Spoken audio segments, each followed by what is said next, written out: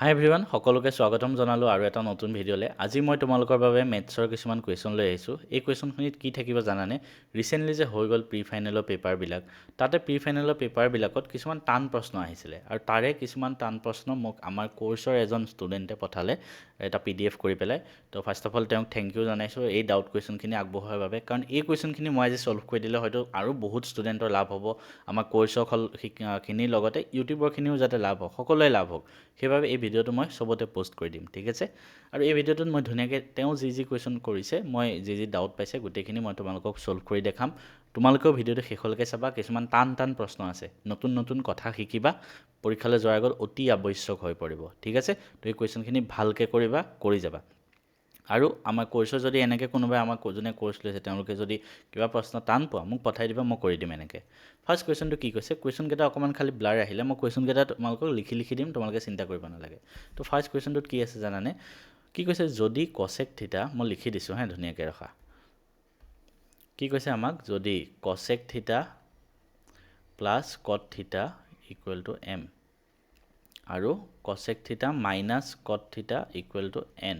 তেনেহ'লে আমাক কি হয় সুধিছে, ঠিক আছে। এতিয়া চোৱা, আমি দেখিলোঁ কচেক আৰু কট এই দুটা আছে। আমি কচেক আৰু কটৰ এটা ৰিলেশ্যন জানো, কি 1 প্লাছ কট square theta equal two কচেক square থিটা হ'ল। এইটো যদি মই এফালে লৈ যাওঁ কি হ'ব? Cosec square theta minus cot square theta equal to 1 হ'ল। অৰ্থাৎ আমি কি পালোঁ? Cosec square theta minus cot square theta equal to 1। Cosec square theta minus cot square theta মানে কি? a square minus b square ফৰ্মুলাত কচেক থিটা প্লাছ কট থিটা ইনটু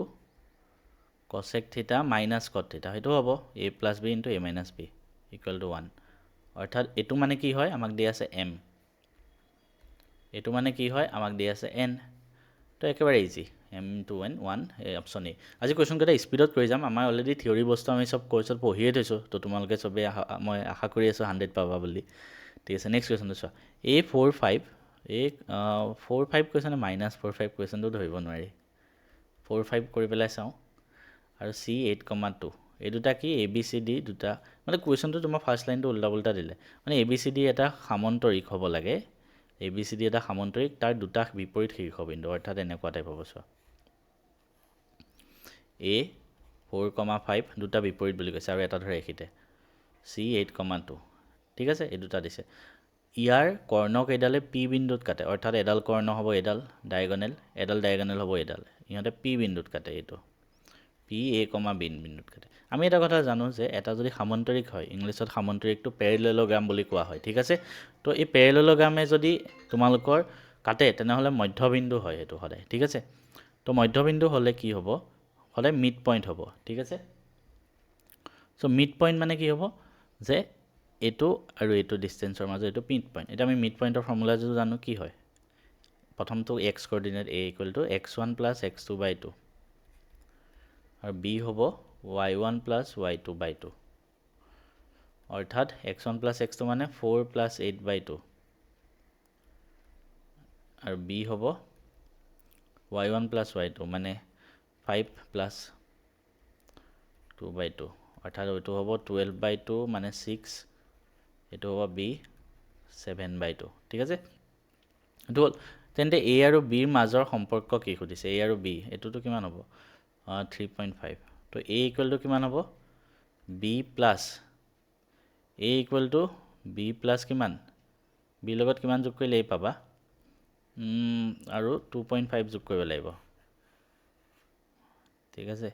কিন্তু ইয়াতে অপশ্যন নাই, তাৰমানে এইটো -4 হ'ব লাগে ন, মই সেইটো কাৰণে কৈ আছিলোঁ এইটো -6, এইখিনি -4 হ'ব লাগিব, নহ'লে অপশ্যন নাই। তো এইটো যদি -4 থাকিলে হয় তেতিয়া কি হ'ল হয়?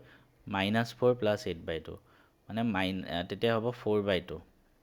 তেতিয়া এইখিনিতে আমি 2 পালোঁ হয়, ঠিক আছে। তো তেতিয়া কি হ'ব? A হ'ল 2, B হ'ল 3.5, অৰ্থাৎ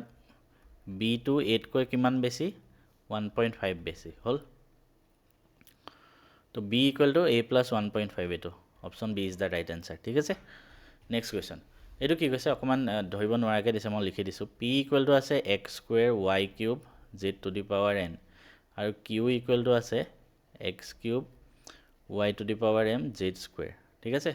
এইবিলাক এটা এটা মৌলিক সংখ্যা অৰ্থাৎ these are the prime numbers আমাক সুধিছে এলচিএম লসাগু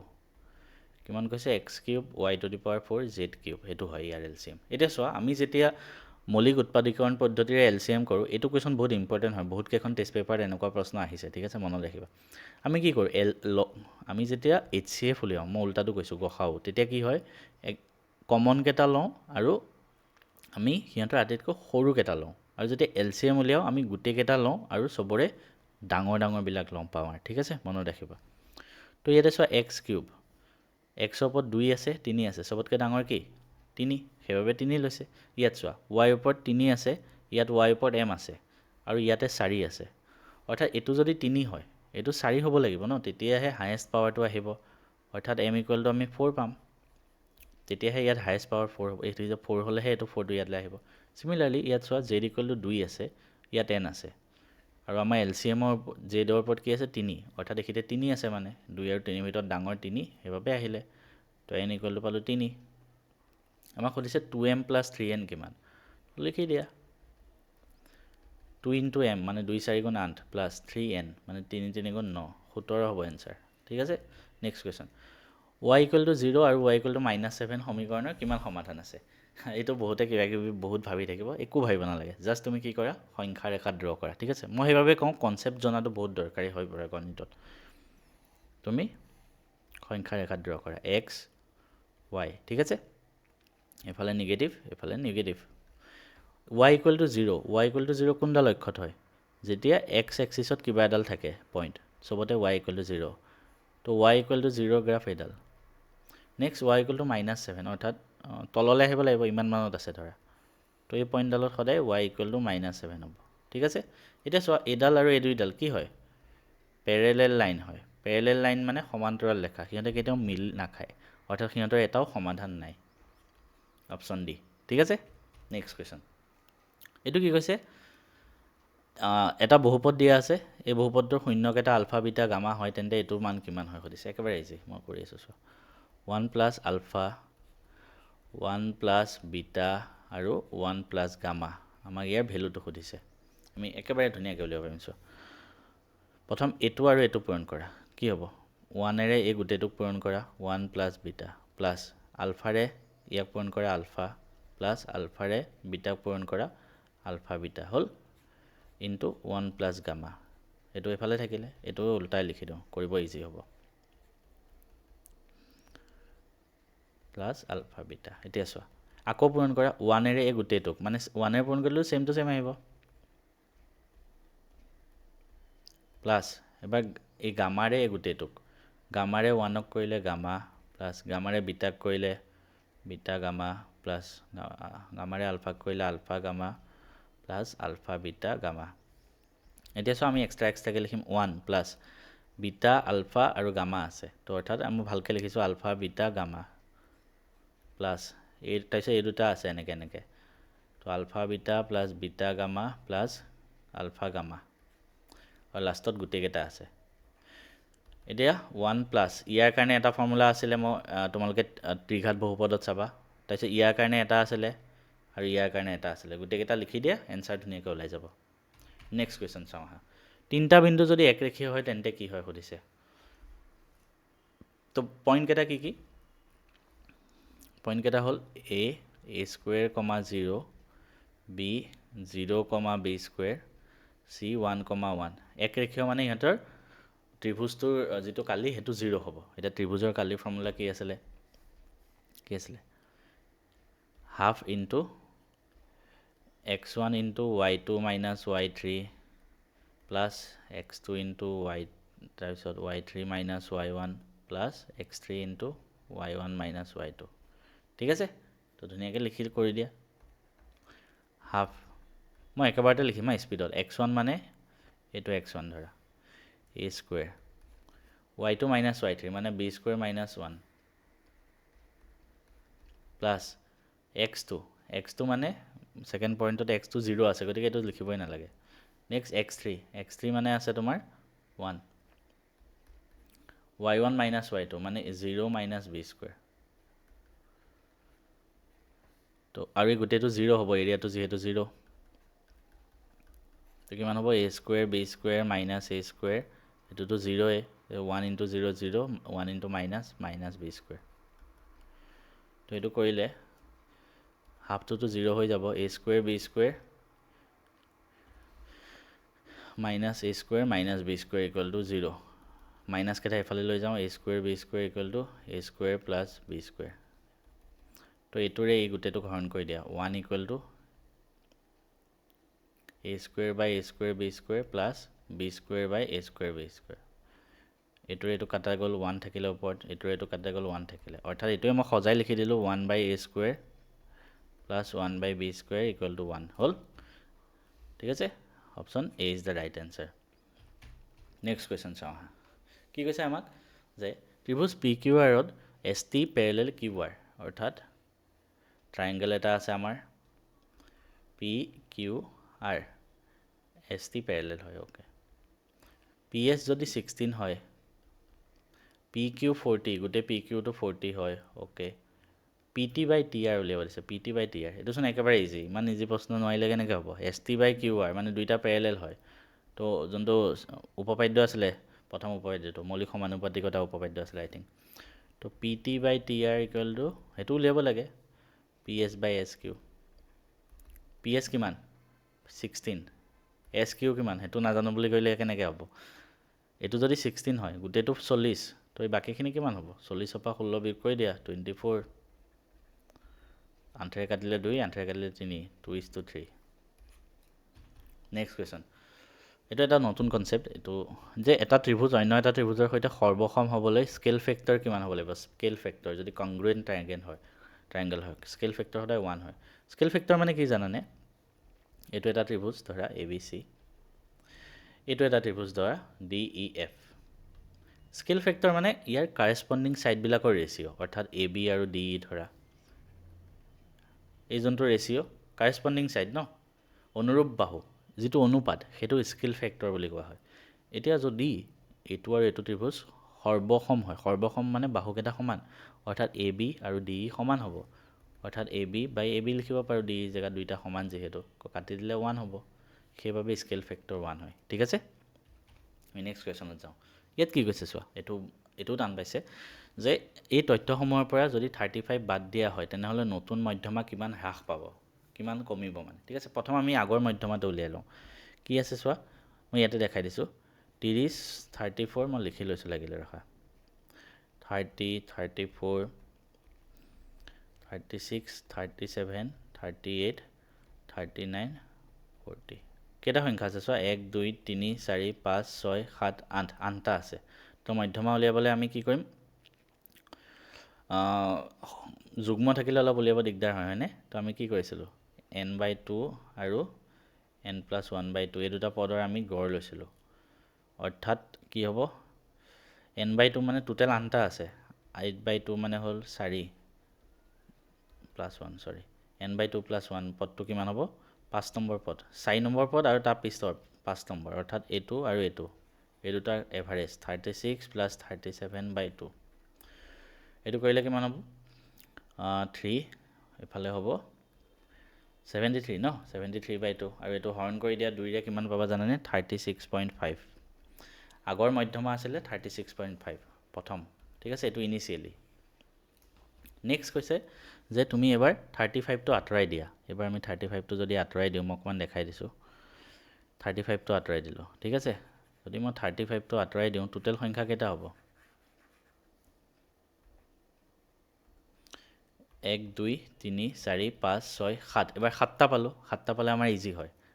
যুগ্ম থাকিলে আমি কি কৰোঁ জাষ্ট n/2 + 1 তম পদটো মই চৰি n+1/2 তম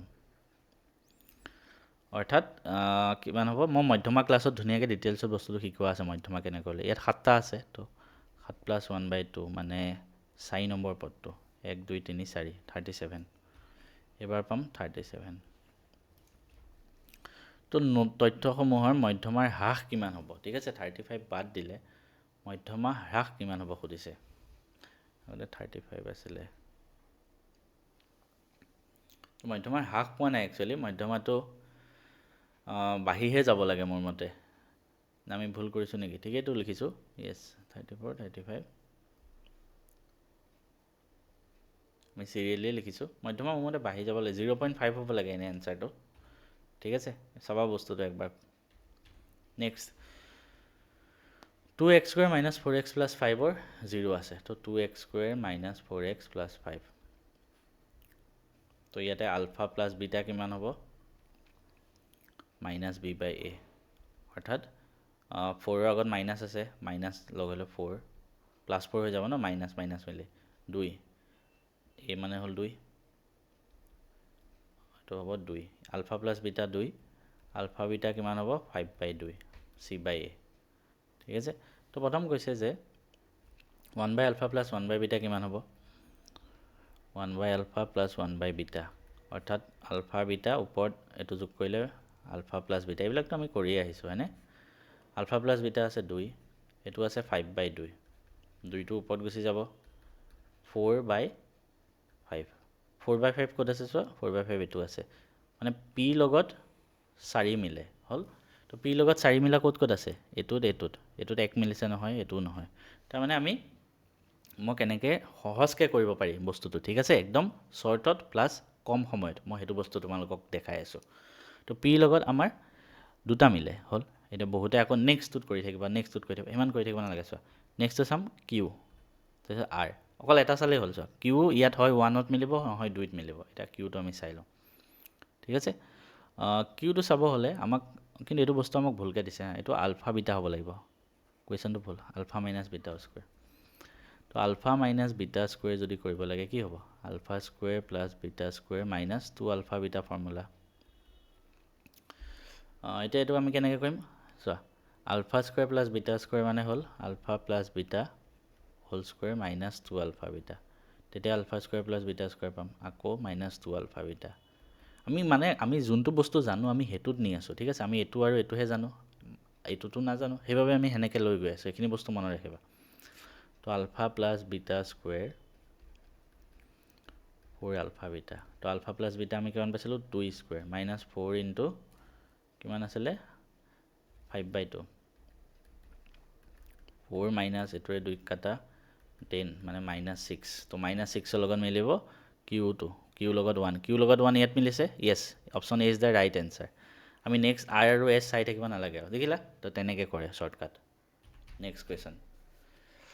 এটো কোৱেশ্চনটো পাৰিব লাগে এটলিষ্ট এটো এক্সাম্পলৰ কোৱেশ্চন হয় মই এটো কৰাই দিয়াই মনত আছে হে মই আমাৰ কোৰ্সত বিত্তপাত্ৰৰ এক্সাম্পলৰ কোৱেশ্চন হয় সাৰ্কেল চেপ্টাৰ তাত চোৱা আৰু বুজিব হলে আমাৰ কোৰ্সটোত যোৱা তাতে দেখোন মই কৰাই দিছো নেক্সট কোৱেশ্চন চাও হা এটো এটা নতুন টাইপৰ কোৱেশ্চন কি কৈছে Riddhi throws a stone in the air such that it follows a parabolic path before it lands at P on the ground as depicted by the graph below. ঠিক আছে অৰ্থাৎ ৰিদ্ধিয়ে এটা শিল বতাহত এনেদৰে নিক্ষেপ কৰে যে তলৰ গ্ৰাফটোৱে দেখুৱাৰ দৰে পিত অৱতৰণ কৰাৰ আগতে ই এটা প্যাৰাবলিক পাথ গঠন কৰে ওকে আমাক উলিয়াব কি লাগে find da coordinate of p and q এইটো আৰু এইটো পইণ্টৰ কোঅৰ্ডিনেট উলিয়াব লাগে এটা কেনেকৈ উলিয়াম বহুতে ভাবি থাকিব ইমান একো টান নহয় বুজিলা কি বস্তু জানানে এইটো কোঅৰ্ডিনেট এডাল গ্ৰাফে x অক্ষত কটা বিন্দু দুটা সেই দুটা কি বুলি কোৱা হয় শূন্য বুলি কোৱা নহয় জানো হয়নে নহয় তো সেইটোৱে কথা তোমাৰ যোনটো শূন্য ওলাব দুটা শূন্য ওলাল ধৰা ঠিক আছে এটা হল আলফা এটা হল বিটা তো এখিতে ধৰা এটো আলফা, 0 হ'ব এখিতে বিটা, 0 হ'ব সেইটোৱে কথা সিম্পল ঠিক আছে দুটা শূন্য ওলাব আলফা আৰু বিটা এটা বহুপদৰ এফালে যোনটো আলফা, 0 এফালে বিটা, 0 এটাই কথা নিগেটিভটো এফালে আহিব পজিটিভটো এফালে আহিব কাৰণ এফালে পজিটিভ আছে ঠিক আছে তো আমি চাওঁচোন কেনেকৈ কৰিম দুটা শূন্য আলফা বিটা বুলি ধৰি ললো এটো যেহেতু দীঘল কোৱেশ্চনটো আমি ধৰি ললো লেট জিৰ'স আলফা, বিটা নেক্সট কৈছে গিভেন শূন্য দুটাৰ যোগফল 1 অৰ্থাৎ আলফা প্লাস বিটা 1 ঠিক আছে আলফা প্লাস বিটা 1 আৰু শূন্য দুটা বৰ্গৰ যোগফল alpha square plus beta square হল 25 হল তো ইয়াৰ পৰা alpha square plus beta square মানে কি alpha plus beta whole square minus 2 alpha beta 25 alpha plus beta মানে হল 1 minus 2 into alpha beta equal to 25 তো ইয়াৰ পৰা মই 2 আলফা বিটাটো এফালে লৈ যাওঁ 25 টো এফালে লৈ আহিলো মাইনাছ মই এফালে লিখি দিছোঁ হা 2 আলফা বিটাটো এফালে নিলে প্লাছ হ'ব আৰু এইটো এফালে নিলে -24 হ'ব তো আলফা বিটা হ'ব -12 অৰ্থাৎ আমি কিমান পালোঁ আলফা প্লাছ বিটা পালোঁ 1 আলফা বিটা পালোঁ -12 হয়নে ইয়েছ নেক্সট মই কি কৰিম এতিয়া ইয়াৰ শূন্য দুটা উলিয়াব লাগিব ন প্ৰথম তেতিয়াহে আমি কৰিব পাৰিম অৰ্থাৎ আলফা আৰু বিটাৰ ভেলুটো উলিয়াব লাগে আমি তো আমি কি কৰিম আমাৰতো বহুত অপশ্যন আছে আমি ইমান বেছি ডিটেইলছত নগৈ আমি এনেকৈ কৰিব পাৰোঁ যে তেতিয়া সেইটো কিমান হ'ব বহুপদটো কিমান হ'ব বহুপদটো এক্স স্কুৱেৰ মাইনাছ মই ক্লাছত শিকাইছিলোঁ alpha plus beta x plus alpha beta x square minus আচ্ছা এইটো বস্তু তোমালোকৰ ক্লাছত নাই কিন্তু এইটো এনেকৈ কৰিব নোৱাৰিবা এনেকৈ কৰিলে ঠিক আছে alpha square plus beta square ঠিক আছে এনেকৈ কৰি চোৱা P x alpha plus beta মানে 1 এক্স আলফা বিটা মানে -12 অৰ্থাৎ এক্স স্কুৱেৰ মাইনাছ এক্স -12 হ'ল তো ইয়াৰ পৰা তুমি দুটা জিৰ' উলিয়াই দিয়া দুইটা জিৰ' কি হ'ব তুমি চোৱা তুমি যদি দীঘল কুৱেশ্যন হয় ন মই এইটোতো শ্বৰ্টকাট মেথড কৰিছোঁ মই ক্লাছত শিকাইছোঁ ন দুটা যোগফল আৰু পূৰণফল দিয়া থাকিলে আমি কেনেকৈ লিখি পেলাই কৰিব লাগে তো সেই হিচাপত তুমি এইটো আৰু এইটো ইউজ কৰি এই বহুপদটো উলিয়াই দিবা এই বহুপদটো উলিয়াই দিয়াৰ পিছত ইয়াৰ শূন্য দুটা ওলাব ঠিক আছে তো সেই হিচাপত তুমি পইণ্টকেইটা ইয়াত বহাই দিবা মই যদি কৈ দিওঁ ইয়াৰ শূন্য কি ওলাব চোৱা এক্স স্কুৱেৰ আমি যদি এইটো ভাঙো কি হ'ব এক্স স্কুৱেৰ মাইনাছ এক্স -12 অৰ্থাৎ এক্স স্কুৱেৰ আমি কেনেকৈ ভাঙিছিলোঁ 12 আৰু 1 আৰু আগত মাইনাছ আছে তো 12 এনেকুৱা দুটা উৎপাদক লোৱা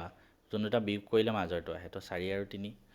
আগত মাইনাছ আছে তো মাইনাছটো আগত আহিব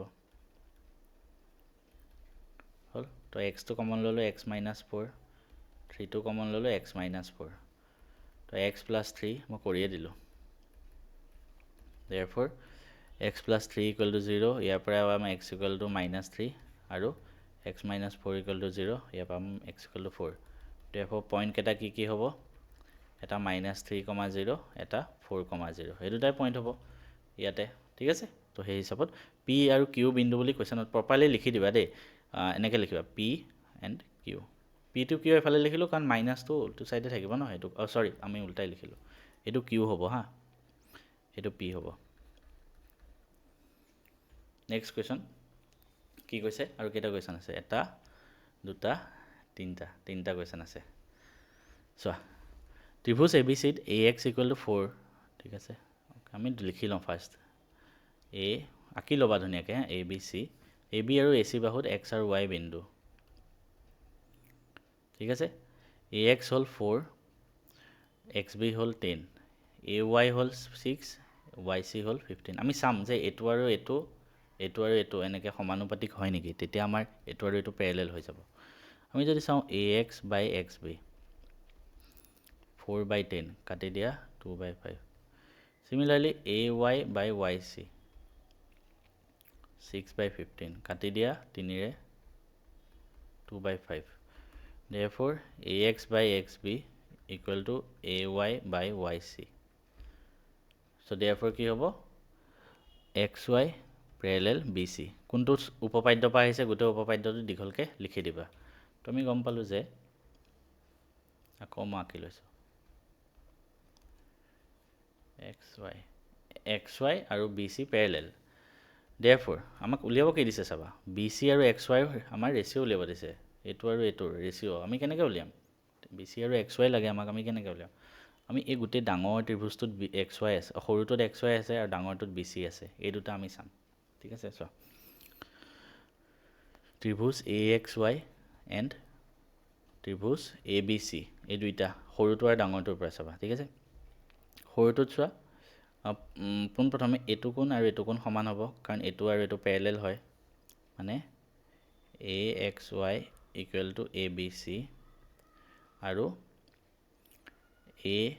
ayx equal to acb মানে এইটো কোণ আৰু এইটো কোণ এই দুটা সমান হ'ব কিয় দুইটাতে লিখিবা xy parallel bc কি কোণ হয় তোমালোকে জানা লিখি দিবা আৰু এইটো কোণটো কমন কোণ তো এইটোও সমান হ'ব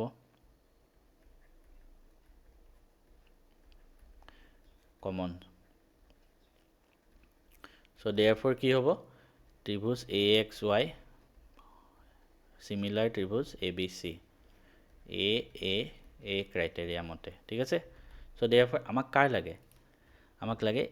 BX আৰু XY ঠিক আছে তো অৰ্থাৎ মই যদি চাওঁ কি কৰিম মই B আমাক কিমান লাগে সৰি BC আৰু XY সেইটো কাৰণে মই চাই আছোঁ BC সো XY ইয়াত আছে XY এফালে BC আছে হ'ল আৰু আমি কাৰ জানো এতিয়া সেইটো চাম AX 4 এইটো আমি দুইটাই জানো এইটো 4 এইটো 5 সৰি এইটো 4 এইটো 10 ন yes এটা আছে XY by BC equal to A2 by A2 হ'ব অৰ্থাৎ AX by AB কিয় হ'ব লিখিবা সদৃশ ত্ৰিভুজৰ অনুৰূপ বাহুবোৰ সমানুপাতিক হ'ল the correspondent side of the similar triangles are in the same ratio তো XY by BC equal to AX কিমান হ'ব 4 AB মানে গোটেইখিনি এইখিনি 4 হয় এইখিনি 10 হয় তো টোটেল হ'ব 14 এটোৱে কাটিলে 2 এটো